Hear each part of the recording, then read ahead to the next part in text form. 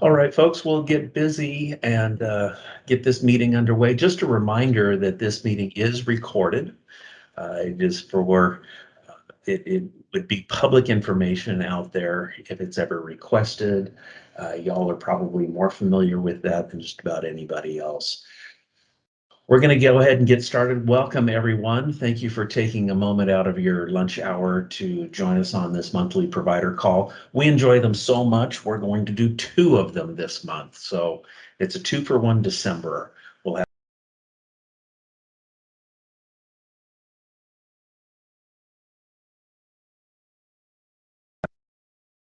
I suppose I was on mute for that whole thing, wasn't I?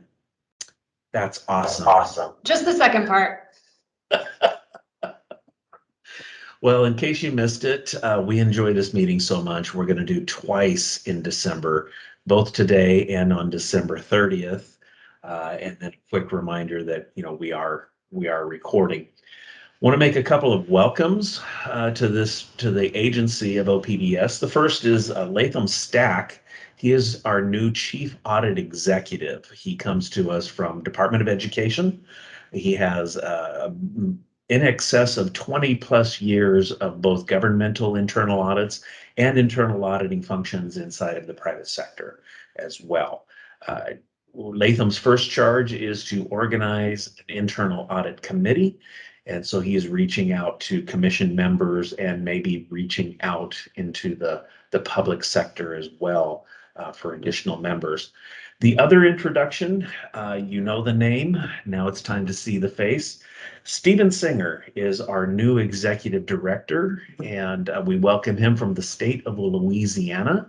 I had the fortunate opportunity to visit New Orleans just a few short years ago. I really enjoyed it. Have no idea why Stephen wants to come up here to Oregon, other than this is the best place in the entire country. So I'll put my plug in there. Director Singer, the floor is yours. Would you like to share a few audience? Yeah, thanks, Brian. I just want to say how happy I am to be here in Oregon. It's a no-brainer for me to come from New Orleans and move up here. I'm really excited about this, and I'm really looking forward to getting to talk to all of the providers. If you're going to be at the OCDLA conference tomorrow, please say hi. Please introduce yourselves. I'm going to make myself available to everyone, and I can't wait to start talking with all of you. And I know there's lots of issues and problems and things going on, and Brian and I and the rest of the team here at OPDS are really committed to addressing all of these and trying to resolve all of them in a manner that works for everyone. So with that, I'm just going to turn it back to Brian and say I look forward to talking to and meeting each and every one of you. Thank you, Steve. We've got a fairly full agenda for today. I'm going to talk a little bit about accounts payable and NREs. We'll move on from there to legislative priorities from Autumn. Joining Autumn after that will be Megan, and they will talk about an attorney shortage that I'm certain you are all aware of.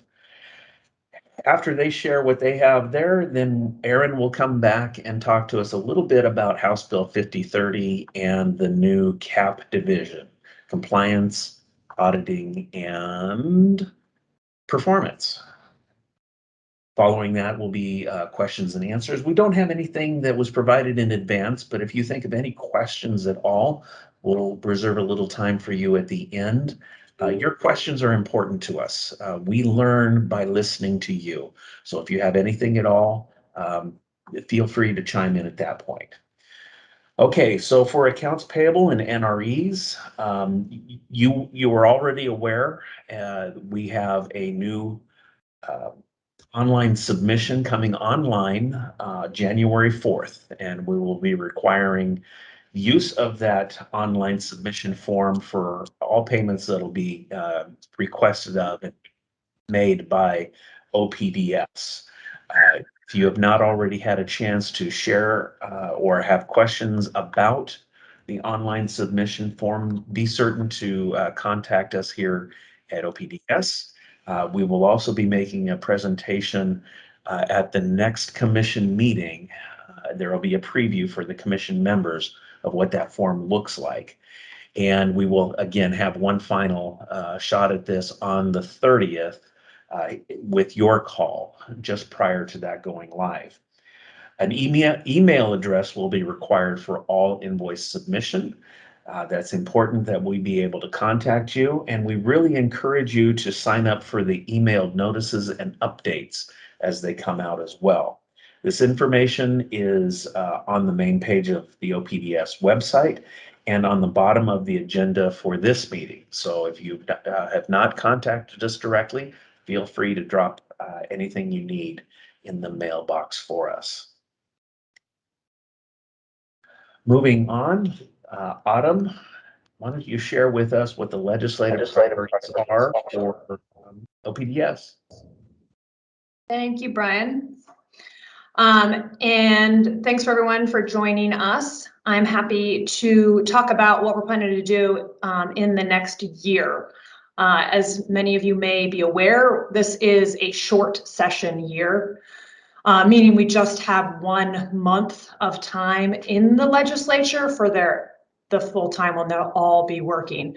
That happens in February this year. And so that's sort of the first, I'm going to sort of go chronologically through. So in that time, we're going to provide an update to the Ways and Means Committee regarding all of our progress on the budget notes that came out of House Bill 5030. And we're also going to be talking during that legislative session with our legislative fiscal office about funding for Senate Bill 578. If you were on the last provider call, that is about us providing public defenders really for guardianships. We do not plan to tap probably any of the people that are here present on this call for that work. It's going to come from the basically probate bar. But of course, it costs money to pay them. We're planning to pay them at the same rates we pay you guys. And right now, the legislative fiscal has said that they do not think it's going to be a problem to fund that. So it's also not going to be coming out of the money that we would be paying for our regular criminal defense work. But we just have to make that happen during the session. So we do not think that's going to be an issue. The other thing that we're going to be doing during the short session is really providing support for all of our partners.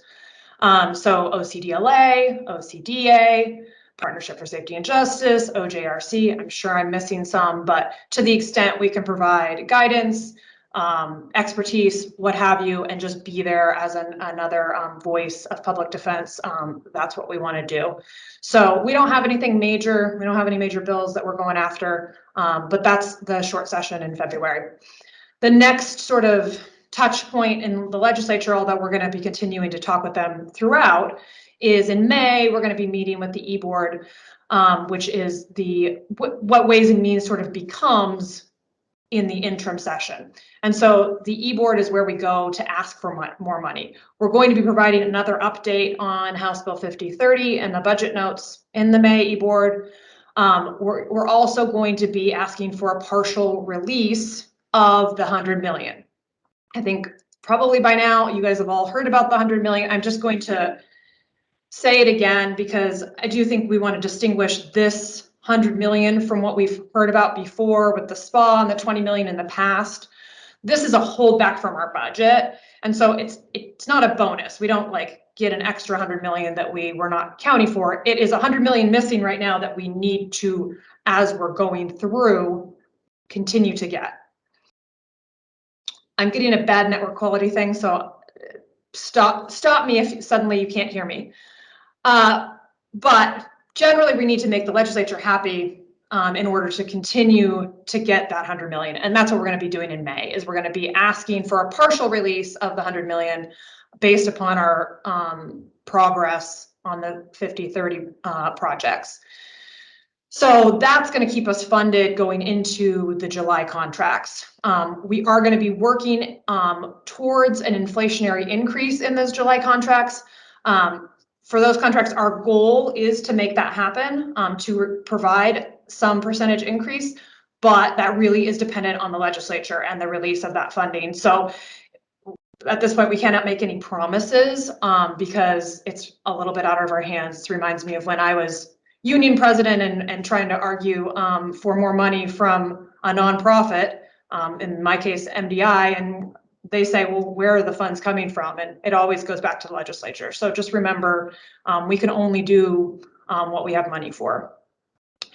So moving on from there, the next big piece is in September. We're going to be providing our full presentation to the legislature on the reports from our 50/30, really, I mean, kind of completion of our project at that point. So that's going to be the culmination of all the work we've been doing on both House Bill 2003 and 50/30, although obviously those obligations are going to continue into the future. This is going to be our big presentation to the legislature to continue to ask for the rest of the 100 million to then be distributed to the agency.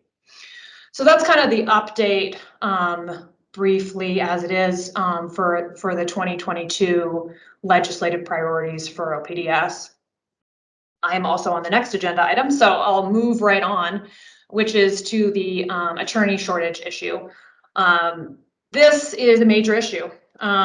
It's an issue that is so big that I've talked to the contract analysts and they say that this is the worst it's ever been for not being able to find attorneys for people charged with crimes, for children charged with crimes, and for adults that are facing having their children taken away from them. So all that to say, it's a big issue, and Megan Doak is going to be here to address the specifics about where we're at in that, but I'm going to kind of tee it up a little bit more first.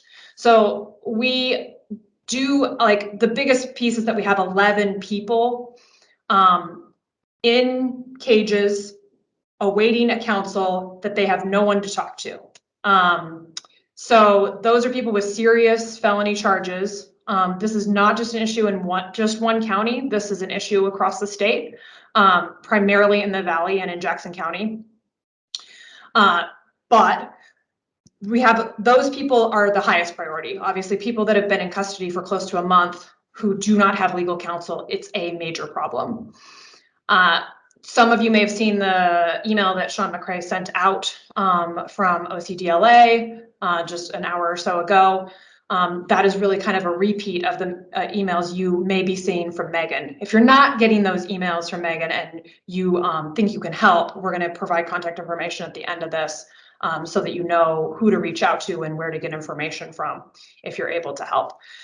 I just want to back up a tiny bit, and to the extent that you guys don't know who I am, so I started working at OPDS back in October as the government relations manager, but before that, I was a criminal defense attorney up in Portland for the last 6.5 years. And by the end, I was handling a full felony caseload with all of the backlogs and with a massive amount of people in custody, including, a person on a murder charge, including many Measure 11 charges.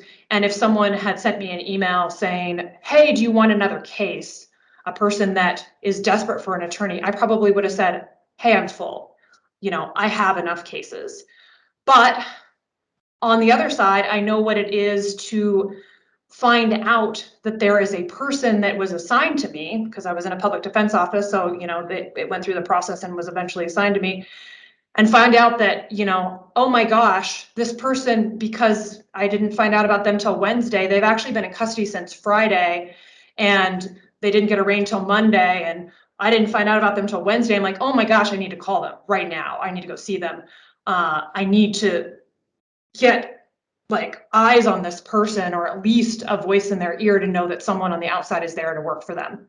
So I'm sure that many of you have had that experience. This is just a group of people that no one is assigned to right now. And we keep trying to get people to step up. This is not a favor that we're asking for OPDS. This is people locked up without attorneys. We also have people that are not locked up without attorneys, which is equally as problematic. You know how much trouble a client can get themselves into after they're charged with a crime if they do not have legal counsel. So it's very serious. And I mean, I think the other thing is that you should know that we're talking to the Chief Justice and the Chief Trial Court Administrator about this, and this is a high priority for them as well, which means that to the extent that we can handle it and you guys can help us handle it, it's going to build us a credibility with them and ease their concerns. So it's really also going to be a builder for the agency. But I mean, I just have to appeal to the sort of reasons why you got into this field in the first place, which are to help people that are in crisis. And there are people in crisis right now, and we need to be there to help them as much as we possibly can. I'm going to kick it over to Megan and then come back and sort of wrap that up. Thanks, Autumn. I'm Megan Doak. I'm one of the program analysts. And this email is something that the analysts and I thought may help. We have, as Autumn said, many conflict cases that we just are really struggling to find counsel for. And now we're trying to be creative in our solutions. Right now, we currently have 16 adult criminal clients needing counsel throughout the state, 11 of which are in custody. There are 5 children with delinquency charges in Jackson County and 14 parents with cases also in Jackson that do not have counsel. Many of these cases are over a month old. If you look at the email that I've been sending out, there's a column about appointment date, and you can see how old those cases are and how long they've been hanging around on our list. It's become increasingly difficult for us to locate attorneys to cover these cases. In an effort to kind of remedy that, we have been sending out an email every Monday and Thursday to 93 major qualified private bar attorneys throughout the state. As well, I send another email also to juvenile providers, private bar attorneys who are qualified to take juvenile dependency cases to try to cover the juvenile cases in Jackson County. And then we also started emailing all of you guys, all the providers, twice a week too, on Mondays and Thursdays. I would just encourage you to contact your analysts if you think there's a policy or some sort of restriction that's keeping you from taking these cases. If you have questions about how these cases would be weighted under your current contract, or even if you have suggestions on how to improve these emails that I'm sending out, or suggestions on who we should contact. I've had a few contractors reach out to me and say, I've got a couple of people locally that may be interested in this, and I've reached out to them. So we're open to any suggestions or any feedback that you guys want to provide to us. Thanks, Megan. So I just want to sort of reiterate that OPDS is committed to being flexible to make sure that these people have attorneys. I mean, we're here asking you for it because those people that are charged with crimes don't have a voice here to be asking you themselves. So I guess that's kind of a way to think about it. I think we have a slide to put up that has the contact information for both Megan and myself. You're free to use either of those for this issue in particular, but also if you've got things that are on your legislative priority list or you have questions about how we are going through this process with the legislature, I'm happy to answer those questions. So please don't hesitate to reach out to me directly on either of these issues, and I'll make sure that I can either answer it or get you to the right place. So that is what I've got. Autumn, can I just jump in for 1 second? Certainly. Hi, everyone. Again, this is Steve Singer, the new executive director. I just want to emphasize the things that Autumn said, which is, and the main thing here is that I think we all understand that ultimately the solution to this problem is more resources, more money from the legislature so that we can adequately compensate all of you and all of the providers across the state, which will bring additional capacity into the system. Our ability to do that is greatly enhanced, greatly increased if we can cover this current sort of emergency crisis of unrepresented folks. If we can do that now, as Autumn said, we build huge credibility with the Chief Justice, with the legislature, with everyone, with all the other stakeholders in the system. And that enhances our ability to get more resources, more money, which can then be pushed out to all of you in the form of increased rates and increased attorney capacity, so that we don't continually see this problem arising at the end of every single year. And so we're really asking people to step up here to help the clients who are locked up and don't have counsel now, but also so that we can then go with partners like the Chief Justice and other stakeholders to the legislature and say, hey, we need more resources. We've got providers who are stepping up and going above and beyond to help us meet this current crisis and need. And now you all need to step up and provide us with more resources to get to the providers so we can increase capacity. Thanks. Thank you, Steve. All right, Erin is up next. She's going to talk about House Bill 5030. She's going to address stakeholder engagement, the Compliance Audit and Performance Group, and then also introduce Equity Framework Work Group as a concept. Erin, welcome, and thank you again for this most recent update. Thank you, Brian. I'm going to actually share my screen. I'm going to use some slides in support. So as Brian just said, my name is Erin Severe. I'm a Deputy General Counsel at OPDS. I'm going to talk about some things that we've talked about in the past, the current status of the stakeholder engagement, give you an update on the compliance, audit, and performance function, and describe what the agency is doing around equity. Most of this stuff should be familiar from past presentations, our last few meetings. So just briefly, to kind of get everyone back up to speed, the stakeholder engagement process involves surveys, it involves focus groups, and it also involves some one-to-one meetings. It's a really key, important, probably the most important input into our strategic planning process, which is starting this spring. We are doing 4 different types of surveys. We have a provider survey, a justice system partner and stakeholder survey, a survey for clients, and then we have an internal staff survey. The provider survey asks about what challenges you, your lawyer, non-lawyer staff are facing, and similar questions for professionals paid through the NRE system. We're asking about people's experiences with the agency, what we are doing well, and where can we improve, and importantly, where you would like to see public defense headed. Our partner survey includes questions from the Justice System Stakeholder Survey from past years, and also asks about people's perceptions about the agency and the future of public defense. And our client survey asks about clients' experiences.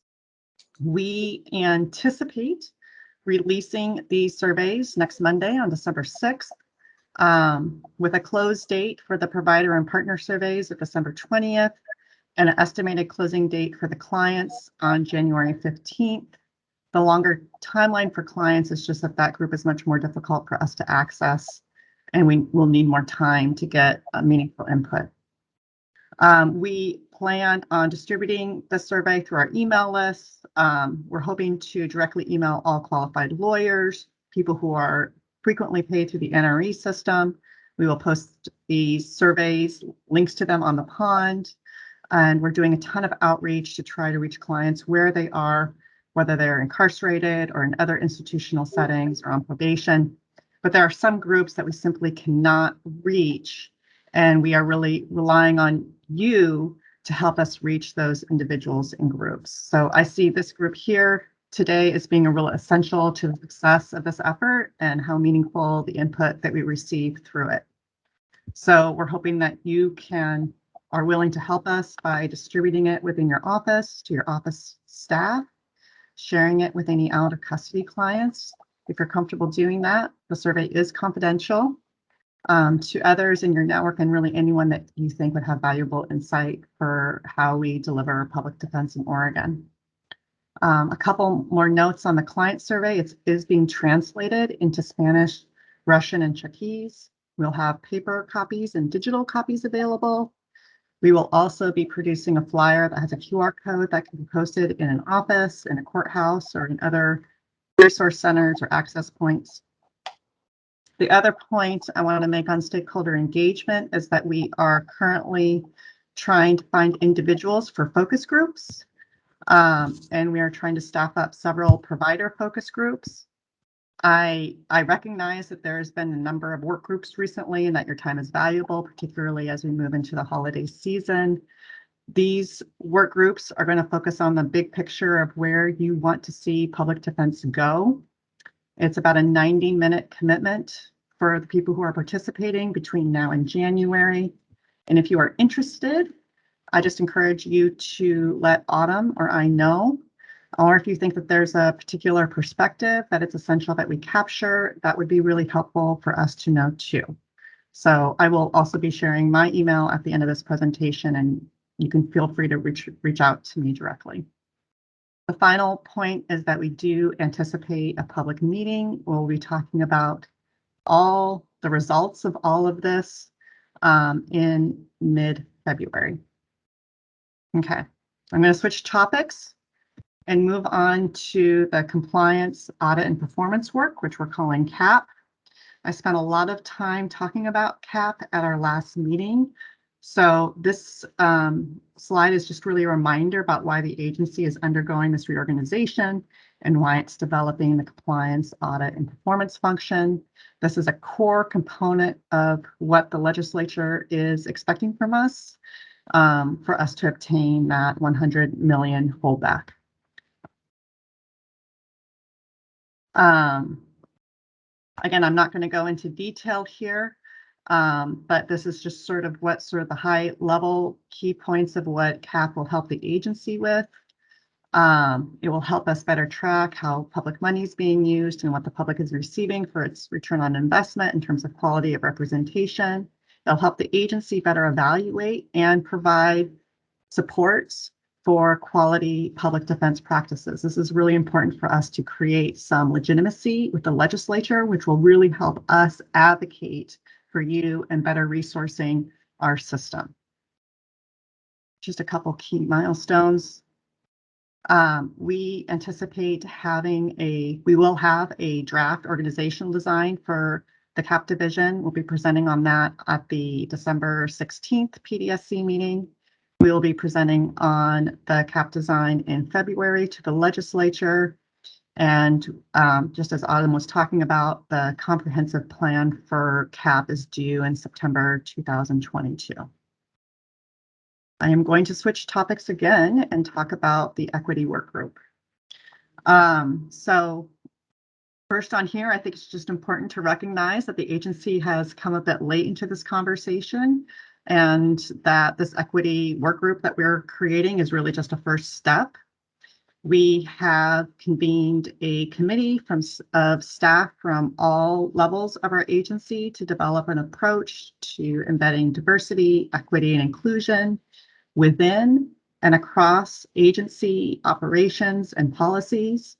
This will not just be internally impactful for our staff, but also impact how we interact with providers and the services that we fund.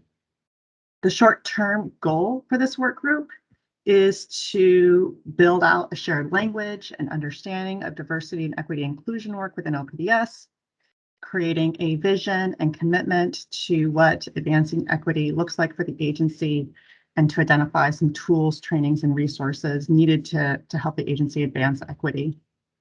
The work that we are doing is supported by best practices, and it's going to bring us into alignment with the governor's equity action plan. I'm not sure if you are familiar with that, but it's a really robust and pretty impressive plan that was released by the governor in September. I'm happy to share it with anyone who's interested. And just to kind of go back to where I started, which is just an acknowledgement that this is a starting point, and the agency knows that to be effective, that it's important that this be a sustained effort and that we really make a commitment of the time and resources and energy necessary to transform our system and to be accountable to the reforms that need to happen. I will not read the slide to you, but we do anticipate having a presentation on the results of what the equity work group is doing at our PDSC meeting in March. Here is my email address. I will also be at the dinner tomorrow night. If anyone has any questions, I'm really happy to talk and answer any questions directly by email. You can give me a call about stakeholder engagement, CAP, or the equity work that we're doing. That's all I have. Thank you. Thank you, Erin. Thank you, folks. We've talked about an awful lot. It was a very, very busy agenda. We want to make sure that we leave some time for you to ask questions. I don't see any questions in chat at the moment, and I know that we did not have anything emailed in earlier, but I will open up the floor. Does anybody feel like chiming in with any questions?